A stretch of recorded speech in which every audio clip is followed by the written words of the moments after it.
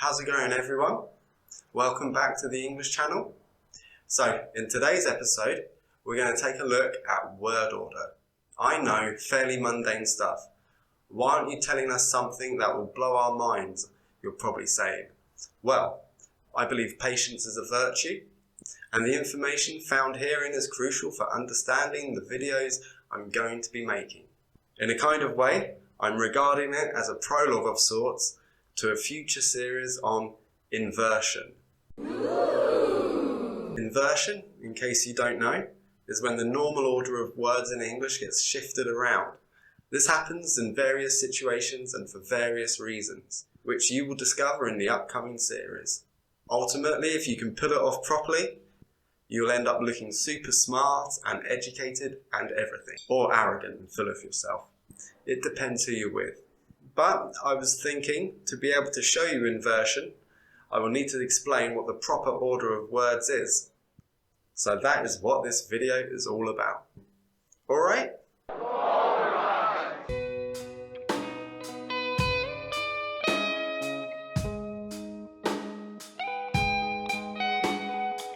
So without any further ado, let's get started. So, at the beginning there is the subject.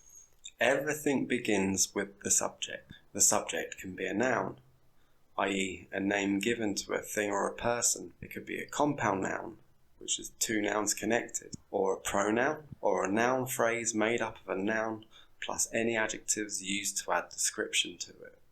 What follows is called the predicate.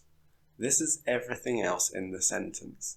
The predicate can be split further into other parts, such as a verb, its auxiliary verbs, direct objects, indirect objects, adjectives, and adverbials. In a simple declarative sentence, we can have a subject and a verb. If the verb needs to act upon something, this thing is called the object. Because of this structure, English is known as an SVO language, SVO meaning subject-verb-object. The world's languages are categorized according to the order of their subject, verb, and object. Many other languages are also SVO, like Portuguese, Mandarin, and French. Many other languages still, like Korean and Turkish, are SOV languages. The insular Celtic languages are VSO. Far less commonly, a few languages are OSV, including, famously, whatever language this cheeky fella speaks. Go, I will. Good relations with the Wookiees I have. A more complicated sentence can be when a subject does something with an object to another object. We have a subject and a verb, then an indirect object and a direct object. The indirect object is the recipient of an action from the direct object. We can also switch the two objects around. To do so, we will need to add a to.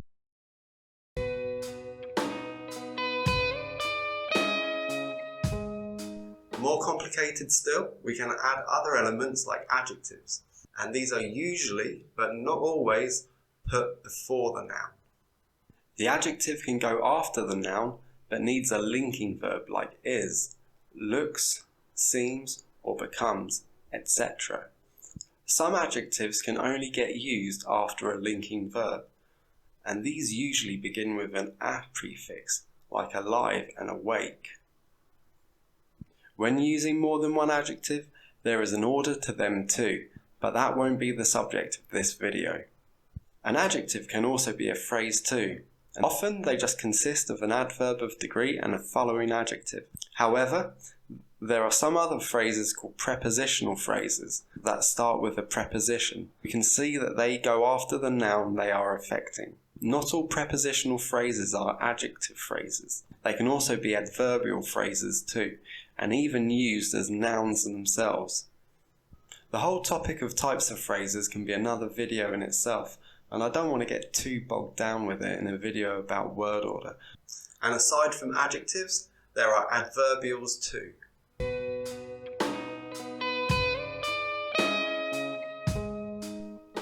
These include adverbs, which are words that describe a verb, and phrases that act like adverbs. Are you still here? It's been fairly dry so far, and I've tried to make it more exciting with clips of Yoda and stuff.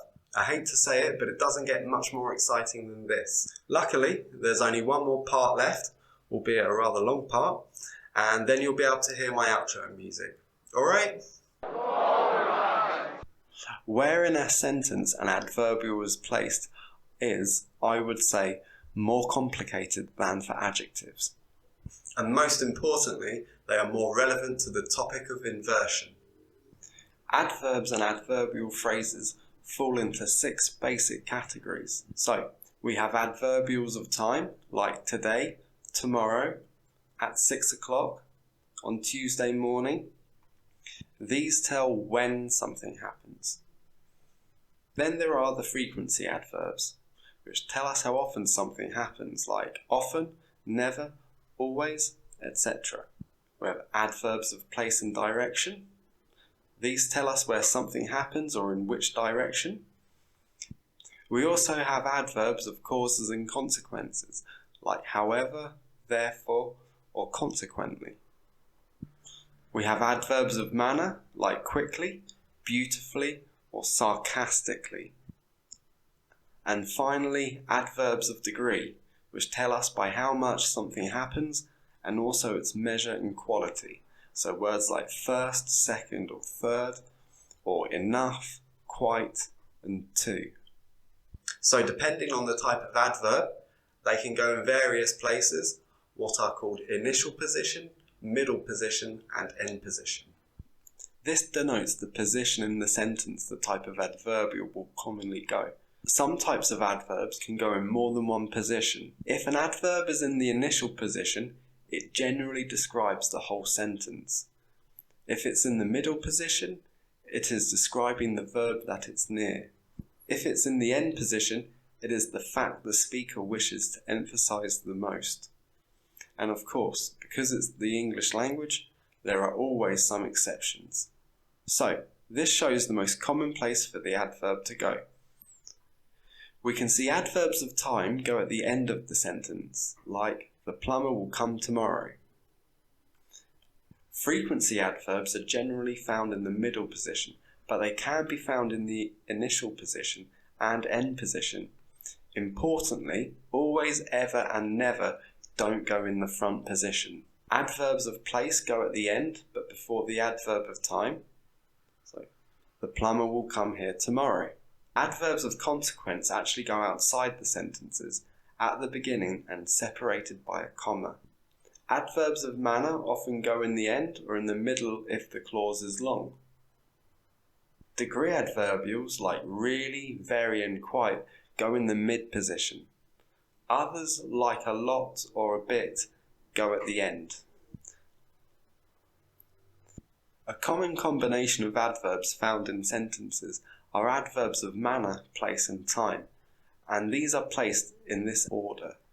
For example, she danced embarrassingly on the pub table last night. So that's all for this video. To recap, English is a subject-verb-object language. Adjectives go before the noun, but sometimes they can go after, and adverbials are the spawn of Satan himself and go in various places depending on the type of adverb. It's been a long one, and if you've lasted until now, then rest assured I'm incredibly proud of you. I'm going to get started on the next video. Enjoy your holidays and have a happy new year.